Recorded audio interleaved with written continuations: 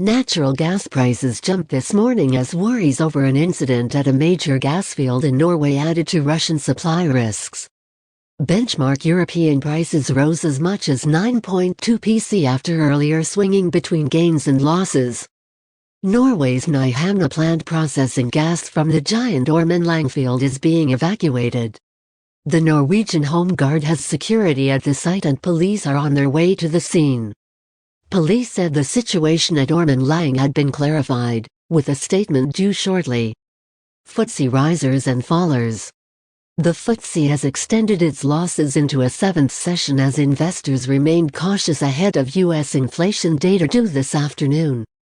The blue chip index shed 0.5 PC in early trading, with house builders leading losses amid further signs of slowing house prices. Taylor Wimpey slumped 4.8 PC as it traded ex-dividend. A new survey showed house prices rose at their slowest pace since the start of the pandemic last month, while rising mortgage rates mean a fall is likely.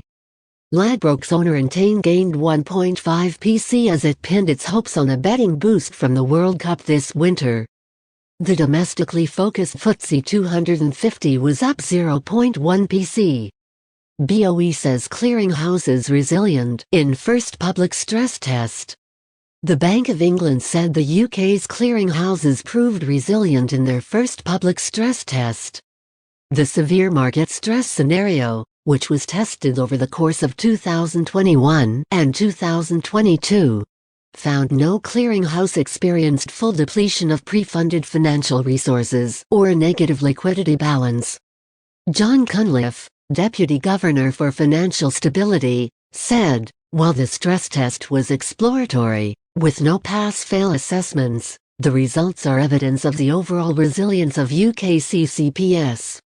Clearing is a key part of the finance world supporting banking, tech and legal jobs across the city. GSK hails truly exceptional respiratory vaccine trial. GSK has said its vaccine targeting a respiratory disease was 83 PC effective in older adults, paving the way for the pharma giant to seek regulatory clearance this year. The vaccine against RSV protected volunteers against a disease that causes hundreds of thousands of hospitalizations among older people each year. GSK said it will file with regulators in the second half. Tony Wood, GSK's chief scientific officer, said, "These are truly exceptional results given that today RSV remains one of the major infectious diseases without a vaccine, despite over 60 years of research." The owner of Ladbrokes and Coral has posted a rise in revenue over the last quarter and is targeting a strong end to the year thanks to a betting boost from the World Cup. Entain said net gaming revenues grew by 2 PC over the 3 months to the end of September, while online revenues were 1 PC higher. The company said this came on the back of a record level of active customers during the third quarter, which was 6 PC higher year-on-year. Meanwhile, the group's betting stores posted a 10 PC rise in revenues as they continued their post-pandemic recovery. Entain said it expects further growth in the current quarter as it looks set to benefit from the Football World Cup in Qatar, which starts next month, and the planned return to operations in the Netherlands. Bank of England is like a doctor, says top economist Mohammed El-Irian, president of Queen's College Cambridge and chief economic advisor at Allianz, has a colourful analogy for the Bank of England's relationship with the government. FTSE 100 opens lower. The FTSE 100 has lost ground at the open after plunging to an 18-month low on Wednesday. The blue chip index fell 0.3 PC to 6,809 points. Jacob Rees-Mogg has taken aim at the ALBER, suggesting the government can ignore its forecasts. The business secretary also took aim at the IMF, another well-respected international organization that has criticized the government's unfunded tax-cutting plans.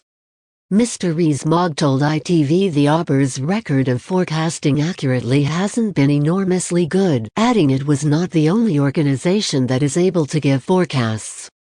He said, "The job of chancellors is to make decisions in the round rather than to assume that there is any individual forecaster who will hit the nail on the head."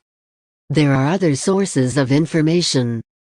Paul Johnson, director of the IFS, rejected the suggestion that the Chancellor can ignore the ABER. EasyJet has warned it will crash to a £190 million loss for the year after taking a £200 million hit from recent chaos at airports. The budget airline said widespread delays and cancellations over the summer had increased its annual disruption costs by £75 million compared to pre-pandemic levels. It's also said to book a £64 million foreign exchange hit. However, EasyJet insisted efforts to tackle staff shortages and disruption meant its operational performances since July was ahead of pre-COVID levels. The company said fourth-quarter underlying earnings over its peak season were expected to be between £525 million and £545 million thanks to a record rebound in demand over the summer.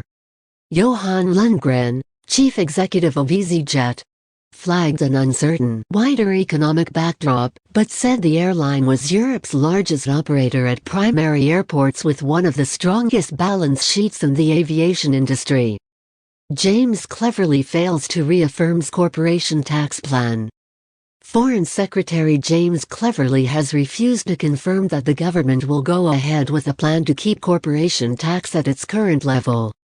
Asked if the government would reverse its announcement last month to keep corporation tax at 19% and not raise it as had been previously planned, he said Kwasi Kwarteng would soon set out the full fiscal plan and that it was right to support businesses so they can remain competitive.